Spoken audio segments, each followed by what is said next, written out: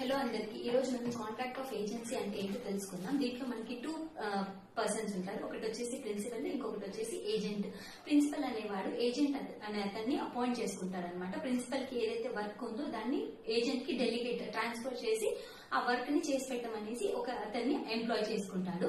So agent అనేవాడు వచ్చేసి principal కి ఏ వర్క్ కావాలో దాన్ని చేసి పెడతాడనమాట. సో ఏజెంట్ కి కొన్ని పవర్స్ ఉంటాయి, అథారిటీ ఉంటుంది, కొన్ని ఫంక్షన్స్ ఉంటాయి అనమాట. సో మనకి ఇక్కడ కాంట్రాక్ట్ యాక్ట్ ప్రకారం ప్రిన్సిపల్ అనే అతడు అబోవ్ 18 years అయి ఉండాలి, అదే మేజర్ అయి ఉండాలి, ప్లస్ సౌండ్ మైండెడ్ పర్సన్ అయి ఉండాలి. కానీ ఏజెంట్ అనేవాడు మైనర్ కూడా అయి ఉండొచ్చండి. Agent can be of any person. కానీ మనకి ఏంటంటే agent can not be personally liable to the principal అనమాట. ఫర్ ఎగ్జాంపుల్ ఇఫ్ ఏజెంట్ కానీ మేజర్ అయి ఉన్నాడు అనుకో, అతను ఏదైనా తప్పు చేశాడంటే ప్రిన్సిపల్ కి లయబుల్ అవుతాడు అనమాట పర్సనల్ గా. కానీ ఏజెంట్ మైనర్ కాబట్టి ప్రిన్సిపల్ కి పర్సనల్ గా లయబిలిటీ ఉండదు అనమాట. దీన్ని అర్థం చేసుకోవాలంటే ఒక ఎగ్జాంపుల్ చూద్దాము. సో ఇప్పుడు ప్రిన్సిపల్ అనేవాడు ఒక సైకిల్ ని అమ్మి పెట్టమనేసి ఏజెంట్ కి చెప్తాడనమాట. దాన్ని 10,000 కి తక్కువకి అమ్మద్దనేసి చెప్తాడనమాట. సో ఏజెంట్ అనేవాడు ఒక థర్డ్ పార్టీతో అగ్రిమెంట్ లోకి ఎంటర్ అవుతాడు. లైక్ 8,000 కి అమ్ముతున్నట్టు అగ్రిమెంట్ లోకి ఎంటర్ అవుతాడు అనమాట. సో ఈ అగ్రిమెంట్ వచ్చేసి బైండింగ్ ఆన్ ద ప్రిన్సిపల్ కదా, బికాస్ ఏజెంట్ ఏదైతే వర్క్ చేస్తాడో దానికి ప్రిన్సిపల్ బైండ్ అవుతాడనమాట. ఎందుకంటే ఏజెంట్ ని అపాయింట్ చేసుకునేది ప్రిన్సిపలే కాబట్టి. సో ఏజెంట్ అనేవాడు ప్రిన్సిపల్ ని రిప్రజెంట్ చేస్తూ అతని వర్క్ ప్రిన్సిపల్ ని రిప్రజెంట్ చేస్తూ వర్క్ క్యారీ ఆన్ చేస్తాడు కాబట్టి. సో ఫర్ ఎగ్జాంపుల్ ఈ కేసు లో వచ్చేసి మనకి ఏజెంట్ అనేవాడు మైనర్. సో చెప్పిన దాని అమౌంట్ కంటే 2,000 తక్కువకి థర్డ్ పార్టీతో అగ్రిమెంట్ లోకి ఎంటర్ అయ్యాడు అనమాట. సో ఇక్కడ ప్రిన్సిపల్ వచ్చేసి ఖచ్చితంగా ఆ 8,000 అమౌంట్ కి థర్డ్ పార్టీకి సైకిల్ ని సేల్ చేయాలండి. కానీ ఇక్కడ ఏజెంట్ అనేవాడు ఆ 2,000 రూపీస్ కి లయబుల్ అవ్వడనమాట ప్రిన్సిపల్ కి. కానీ అదే ప్లేస్ లో ఒక మేజర్ పర్సన్ ఏజెంట్ గా ఉన్నాడంటే చెప్పిన అమౌంట్ కంటే తక్కువ అమౌంట్ కి సేల్ చేయడం వల్ల ఆ 2,000 రూపీస్ ప్రిన్సిపల్ కి లయబిలిటీ ఏజెంట్ పే చేస్తారనమాట. ఇదండి మనకి agent cannot be made personally liable to the principal in case of minor అంటే. సో మనకి ప్రిన్సిపల్ సౌండ్ మైండ్ ఉండాలి, మేజర్ పర్సన్ అయి ఉండాలి. కానీ ఏజెంట్ అనేవాడు he can be of any person, but the thing is that if he is a minor he cannot be made personally liable to the principal అనమాట. ఇదండి మనకి principal and agent అంటే. So ఈ contract of agency అనేది ఒక magazine పైన ఆధారపడి ఉందండి. ఏ మ్యాగజైన్ అంటే క్వీ ఫేసిట్ పర్ ఆలియం ఫేసిట్ పర్సే అనమాట. ఇది మనకి చాలా ఇంపార్టెంట్ మ్యాగజైన్.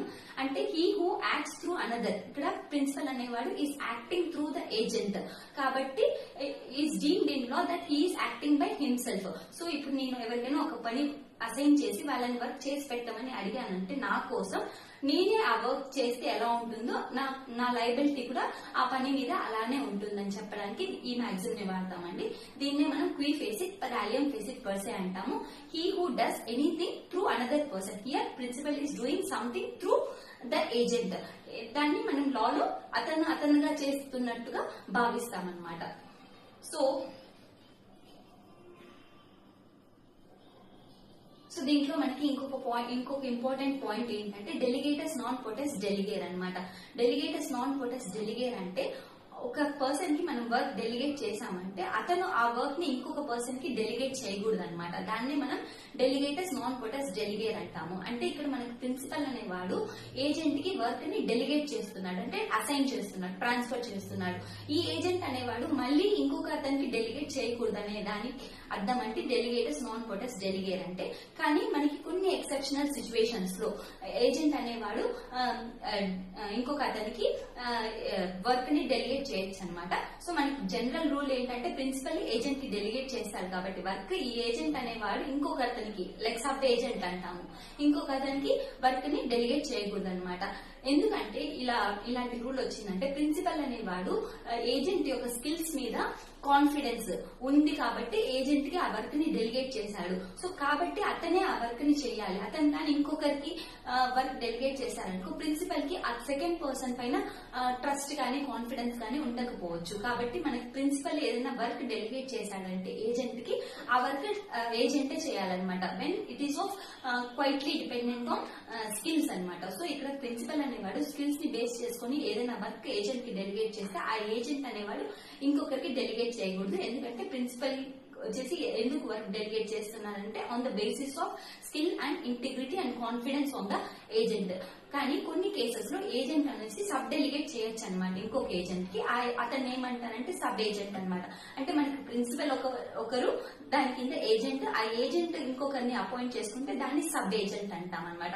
సో ఈ ఏజెంట్ వచ్చేసి కొన్ని కేసెస్ లో సబ్ ఏజెంట్ ని అపాయింట్ చేసుకోవచ్చు. ఏ కేసెస్ లో అంటే ఇప్పుడు ప్రిన్సిపల్ అనేవాడు ఎక్స్ప్రెస్ గానీ ఇంప్లైడ్ అంటే సిచ్యువేషన్స్ ని బట్టి మనకు తెలుస్తుంది ఇక్కడ అడ్మిట్ చేసుకోమని పర్మిషన్ ఇచ్చినట్టు. అంటే ఇది కండక్ట్ ని బేస్ చేసుకుని డిపెండ్ అయి ఉంటుంది. సో ఎక్స్ప్రెస్ గా కానీ ప్రిన్సిపల్ ఏజెంట్ కి చెప్పారంటే ఓకే నువ్వు ఇంకొకరిని సబ్ ఏజెంట్ ని అపాయింట్ చేసుకోవచ్చు ఈ పని కోసం అనేసి చెప్పారంటే ఆ కేసెస్ లో ఏజెంట్ అనేవాడు సబ్ ఏజెంట్ ని అపాయింట్ చేసుకోవచ్చు. అలాగే ఇంప్లైడ్ గా చెప్పాడంటే కూడా సబ్ ఏజెంట్ అనేవాడిని ఏజెంట్ అపాయింట్ చేసుకోవచ్చు అనమాట. ఇంప్లైడ్ అనేది ఏ పరిస్థితుల్లో వస్తుందంటే అది conduct of the business nature situations ని బట్టి మనకి తెలుస్తుంది. సో ఇంకొకటి ఏంటంటే ఏదైనా నెసెసిటీ, ఏదైనా ఎమర్జెన్సీ సిచ్యువేషన్స్ లో ఆ వర్క్ ని క్యారీ అవుట్ చేయడం కష్టమైనప్పుడు సబ్ ఏజెంట్ ని అపాయింట్ చేసుకోవచ్చు. అలాగే ఇప్పుడు కస్టమ్స్, ఈ బిజినెస్ కస్టమ్స్ ప్రకారం మనకి ఇంకొక ఏజెంట్ ని అపాయింట్ చేసుకోవచ్చు. లైక్ యూసేజెస్, మనం బిజినెస్ క్యారీ ఆన్ చేసేటప్పుడు ఎన్నో కస్టమ్స్ యూసేజెస్ ఉంటాయి కదండి, దాని ప్రకారం మనం ఇంకొక ఏజెంట్ ని అపాయింట్ చేసుకోవచ్చు సబ్ ఏజెంట్ ని అని ఉన్నప్పుడు అలాంటి సిచ్యువేషన్స్ లో కూడా మనం ఇంకొక ఏజెంట్ ని అపాయింట్ చేసుకోవచ్చు. లైక్ ఎమర్జెన్సీ సిచ్యువేషన్స్ లో ఇలాంటి కేసెస్ లో ఒక ఏజెంట్ సబ్ ఏజెంట్ ని అపాయింట్ చేసుకోవచ్చు. సో ఇప్పుడు మనకి ప్రిన్సిపల్ ఏజెంట్ ని అపాయింట్ చేసుకుంటాడు, ఏజెంట్ అనేవాడు ఇంకొకరిని అపాయింట్ చేసుకుంటే దాన్ని సబ్ ఏజెంట్ అంటాం కదా. సో ఇప్పుడు ఏజెంట్ ఏదైనా వర్క్ చేశాడంటే థర్డ్ పార్టీస్ కి వెదర్ ప్రిన్సిపల్ లయబుల్ అవుతాడా లేదా అనేది మనకి పాయింట్ అండి. సో ఇప్పుడు ప్రాపర్ అథారిటీతో కానీ ఏజెంట్ సబ్ ఏజెంట్ ని అపాయింట్ చేసుకున్నాడంటే, అంటే ఇప్పుడు అదే మనం డిస్కస్ చేసుకున్నాం కదా కొన్ని సిచ్యువేషన్స్ లో ఏజెంట్ సబ్ ఏజెంట్ ని అపాయింట్ చేసుకోవచ్చు అనేసి, దాన్ని మనం ప్రాపర్ అథారిటీ అంటాం. ఇక్కడ మనకి ప్రిన్సిపల్ కన్సెంట్ ఉందన్నమాట. లేకపోతే నెసెసిటీ ప్రకారం మనం సబ్ ఏజెంట్ ని అపాయింట్ చేసుకున్నాం. సో ఈ సిచ్యువేషన్స్ లో వచ్చేసి ప్రిన్సిపల్ అనేవాడు సబ్ ఏజెంట్ ఏదైనా చేశాడంటే థర్డ్ పార్టీకి లయబిలిటీ ఉంటుందండి, థర్డ్ పార్టీకి బౌండ్ అవుతాడు. కానీ ఇప్పుడు without authority agent has appointed sub agent అంటే principal will not be liable to the third party. అంటే ఏంటంటే ఇప్పుడు ప్రిన్సిపల్ ఉన్నాడు, విత్ ప్రాపర్ అథారిటీ ఏజెంట్ అనేవాడు సబ్ ఏజెంట్ ని అపాయింట్ చేసుకున్నాడు. సో ఈ కేసులో ఏంటంటే ఇప్పుడు సబ్ ఏజెంట్ కానీ ఏదైనా థర్డ్ పార్టీస్ తో డీల్ చేశారంటే ఆ డీలింగ్స్ వచ్చేసి ప్రిన్సిపల్ ని బౌండ్ చేస్తాయి అనమాట. కానీ ఇప్పుడు వితౌట్ ఎనీ ప్రాపర్ అథారిటీ, ఇక్కడ మీకు ఎక్స్ప్రెస్ పర్మిషన్ లేదు, అది ఇంప్లైడ్ పర్మిషన్ లేదు, ఏది లేదు, నెసెసిటీ లేదు, ఏమీ లేదు, సింపుల్ గా ఏజెంట్ అనేవాడు without any authority he has appointed a sub agent.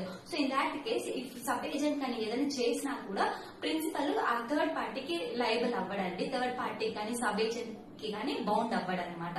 కానీ ప్రాపర్ అథారిటీతో అపాయింట్ చేసుకున్నామంటే ప్రిన్సిపల్ అనేవాడు ఖచ్చితంగా థర్డ్ పార్టీకి లయబుల్ అవుతాడు, బౌండ్ అవుతాడు అనమాట.